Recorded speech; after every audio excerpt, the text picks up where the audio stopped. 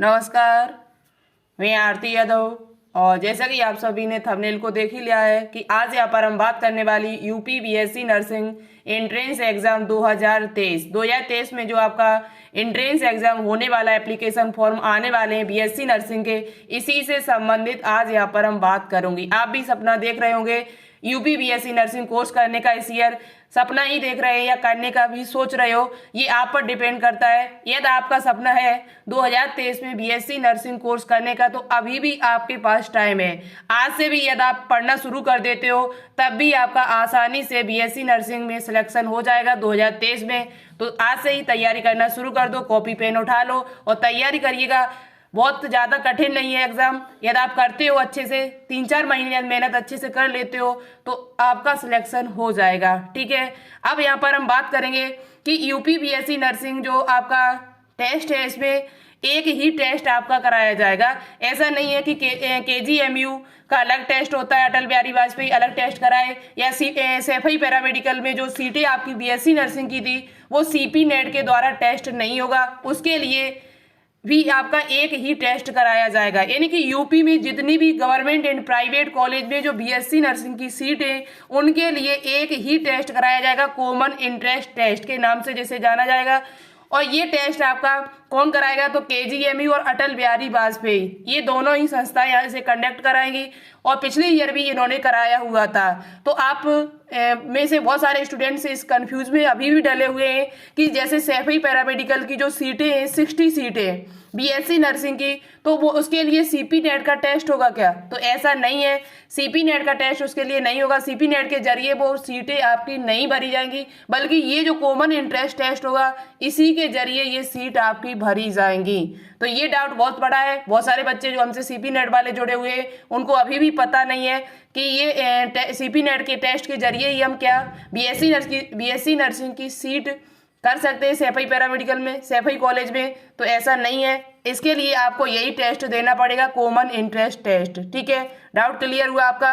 अब यहाँ पर हम बात करेंगे केजीएमयू और अटल बिहारी वाजपेयी, इनका सिलेबस क्या है, योग्यता क्या होनी चाहिए, और फॉर्म आने की संभावित डेट क्या है, प्रवेश परीक्षा आपकी कब होगी, और साथ ही साथ कट ऑफ क्या है, और बाकी की जो भी जानकारी है इस वीडियो में आपको मिल जाएगी। आप जो भी डाउट आपके हैं, जो आप प्रत्येक वीडियो में करते जाके, वो सभी डाउट यहाँ पर हम खत्म करने की कोशिश करूंगी। ठीक है, दूसरी बात, इस यूपी में जितने भी गवर्नमेंट एंड प्राइवेट कॉलेज हैं, वो सभी कॉलेज में जितनी भी बीएससी नर्सिंग की सीटें आपकी, वो सब इसी टेस्ट के जरिए भरी जाएंगी। तो यार, आप सपना देख रहे हो बीएससी नर्सिंग कोर्स करने का, प्राइवेट चाहे गवर्नमेंट कॉलेज का, तो आप इस वीडियो को कंप्लीट देखें, जिससे आपके सभी डाउट खत्म हो सके। तो चलिए एक एक करके सभी पर हम बात करती हूँ। सबसे पहले हम बात करेंगे यहाँ पर UP BSc nursing common interest test. चाहे आप केजीएमयू का कॉलेज लेना चाहते हो, जैसे केजीएमयू से आप बीएससी नर्सिंग कोर्स करना चाहते हो, तब भी आपको यही टेस्ट देना पड़ेगा, common interest test. Atal Bihari Vajpayee से आप बीएससी नर्सिंग करना चाहते हो, तब भी आपको यही टेस्ट देना पड़ेगा। आप महारानी लक्ष्मीबाई से बीएससी नर्सिंग कोर्स करना चाहते हो, तब भी आपको यही टेस्ट देना पड़ेगा। राम मनोहर लोहिया के लिए करना चाहते हो, तैयारी कर रहे हो कि राम मनोहर लोहिया से मुझे बीएससी नर्सिंग कोर्स करना है, तब भी आपको यही टेस्ट देना पड़ेगा।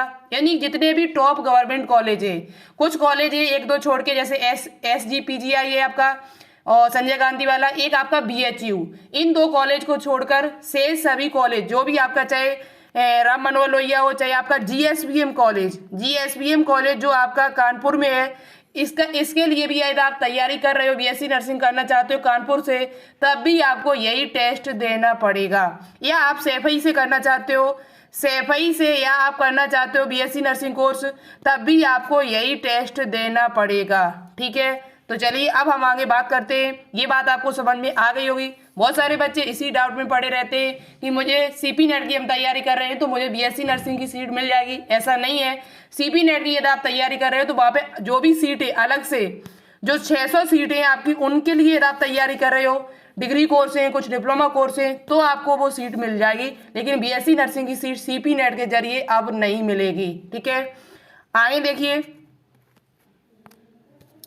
आगे हम बात करते हैं कि इसकी योग्यता क्या है, क्या योग्यता आपके पास होनी चाहिए। तो देखो, इसके लिए आपके पास 12th पास होना चाहिए आप, और वो भी किसके साथ, फिजिक्स, केमिस्ट्री और बायोलॉजी, और साथ ही साथ आपके पास इंग्लिश होना चाहिए। यदि आपने 12th मैथ से कर ली है और मैथ से करने के बाद आपने बाद में बायोलॉजी से कर ली है, ये बायोलॉजी का एक पेपर दे के आपने फिर दोबारा से कर लिए, तब भी आप इसका फॉर्म डाल सकते हो। ठीक है, 12th आप पास होने चाहिए, और 12th पास होने के साथ साथ आपके पास फिजिक्स, केमिस्ट्री और बायोलॉजी, और साथ ही साथ आपके पास इंग्लिश सब्जेक्ट भी होना चाहिए। उसके बाद यहाँ पर आपकी एज क्या है, तो एज आपकी 17 वर्ष पूर्ण होनी चाहिए, 17 साल आपकी पूरी होनी चाहिए। और उसके साथ साथ आपकी मैक्सिमम जो एज है वो 35 वर्ष जनरल वालों के लिए, और जो ओबीसी वाले स्टूडेंट, ओबीसी हो चाहे एससी एसटी हो, इनके लिए यहाँ पर 40 वर्ष भी है तो भी आपका चल जाएगा। ठीक है, यानी मैक्सिमम आपकी लगभग 35 वर्ष यहाँ पर होनी चाहिए, और वैसे आप 17 वर्ष आपकी पूरी होनी चाहिए। ठीक है, जो आपकी 31 दिसंबर 2022 से जोड़ी जाएगी। जो 2023 के लिए जो फॉर्म आएंगे उसके लिए 31 दिसंबर 2022 के लिए आपकी एज जोड़ी जाएगी। ठीक है, ये बात आपको समझ में आ गई होगी। और दूसरी बात, यहाँ पर जो फॉर्म आप डाल सकते हैं, चाहे आप गर्ल्स हो चाहे बॉयज हो, सभी लोग इसका फॉर्म अप्लाई कर सकते हैं। गर्ल्स हो चाहे बॉयज हो, आप सभी लोग इस फॉर्म को अप्लाई कर सकते हो। ठीक है, जैसे एम्स बीएससी नर्सिंग का एग्जाम होता है, वहां पर केवल गर्ल्स फॉर्म को डालती है, बॉयज नहीं डाल सकते बीएससी नर्सिंग का। लेकिन यहाँ ऐसा नहीं है, यहाँ गर्ल्स एंड बॉयज दोनों ही फॉर्म को डाल सकते हैं, चाहे लड़का हो चाहे आप लड़की हो। ठीक है, तो ये बात आपको समझ में आ गई होगी। योग्यता क्या थी वो हमने आपको बता दिया, 12th पास होने चाहिए। बीएससी नर्सिंग यदि आपने बीएससी भी कर लिया है तब भी आप इसका फॉर्म डाल सकते हो। ठीक है, और आगे बात करते हैं कि इसका सिलेबस क्या है। सबसे इंपॉर्टेंट बात है कि इसका सिलेबस क्या होता है।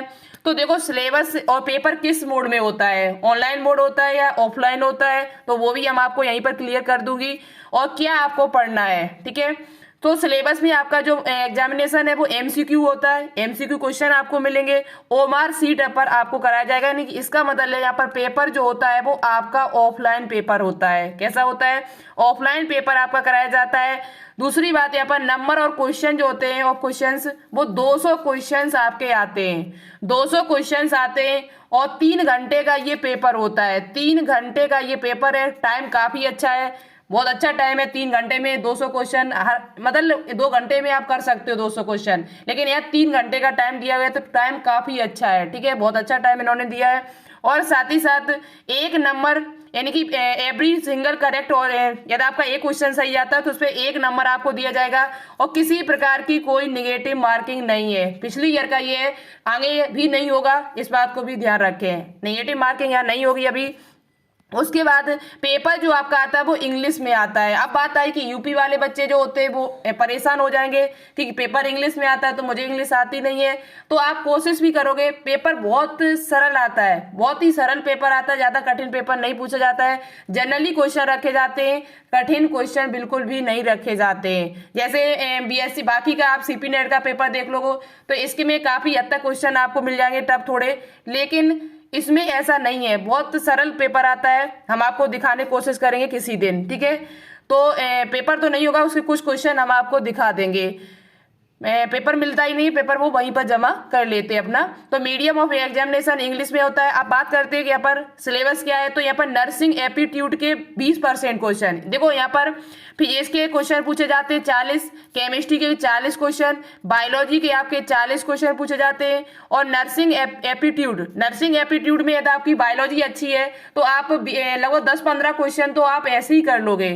बायोलॉजी के ही क्वेश्चन पूछे जाते हैं तो 10-15 क्वेश्चन जो आप अमूमन जो बायोलॉजी पढ़ते हो वही क्वेश्चन आप कर लोगे वहां से, 10-15 क्वेश्चन तो। ठीक है, और नर्सिंग एप्टीट्यूड के जो क्वेश्चन पूछे जाएंगे वो आपसे 40 क्वेश्चन, और यहीं से आपके जीके के भी क्वेश्चन पूछे जाते हैं 20, और इंग्लिश के भी 20 क्वेश्चन पूछे जाएंगे आपसे।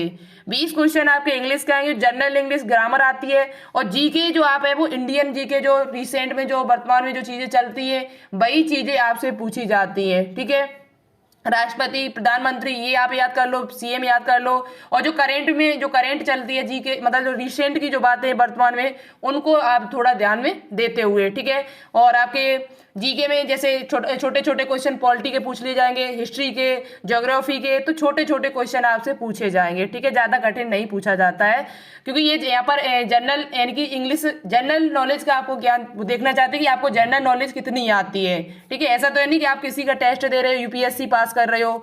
तो यहाँ पर जीके के 20 क्वेश्चन, इंग्लिश के भी 20 क्वेश्चन आपसे जनरल पूछे जाते हैं।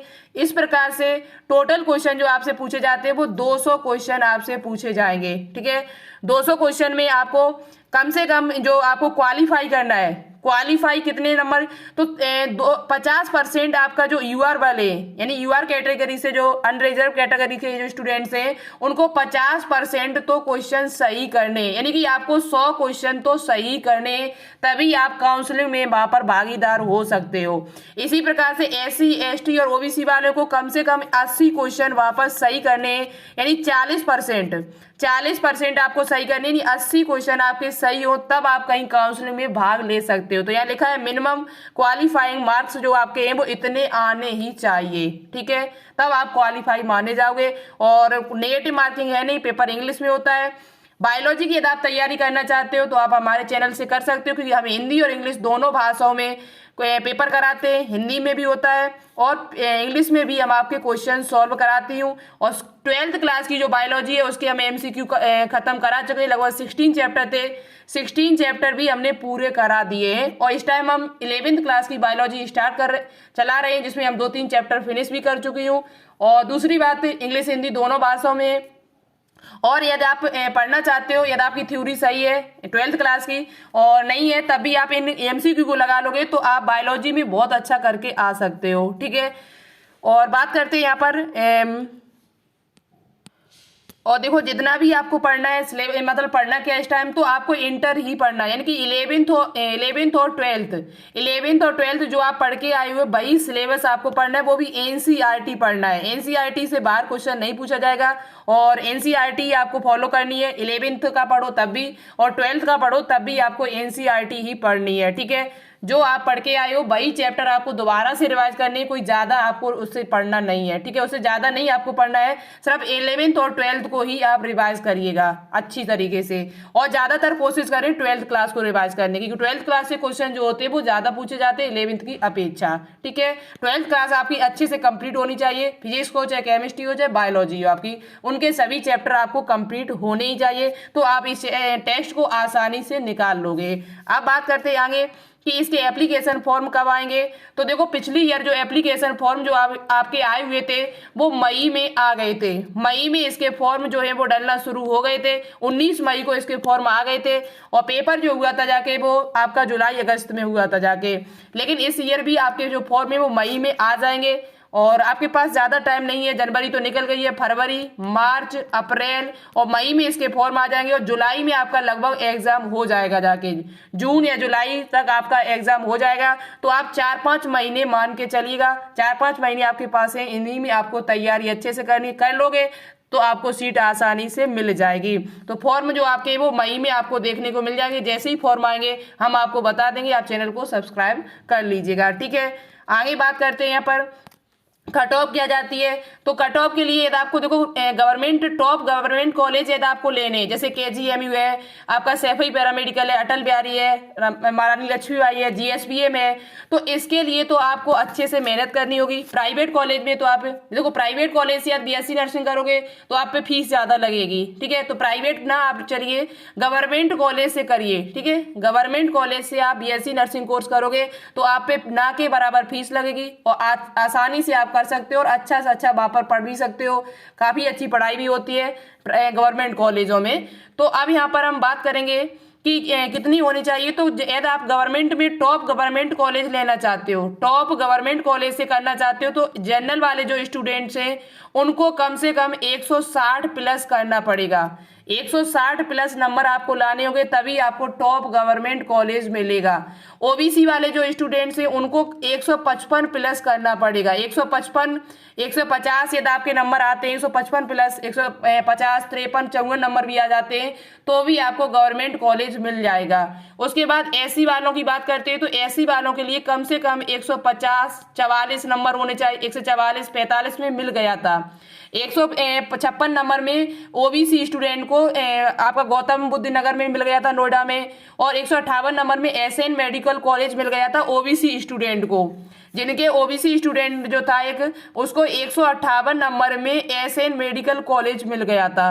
तो इतने कम से कम 155-58 के करीबन आपके नंबर होने चाहिए। 144 में एससी स्टूडेंट को महारानी लक्ष्मीबाई मिल गया था 144 में, और जो एसटी वाले स्टूडेंट हैं उनको 140 भी नंबर यदि आ जाते हैं तब भी आपको टॉप कोई गवर्नमेंट कॉलेज मिल जाता है जो एसटी स्टूडेंट है। तो यदि आपको गवर्नमेंट कॉलेज लेना है, जैसे केजीएमयू लेना है, तो कम से कम आपको 160 प्लस करना पड़ेगा।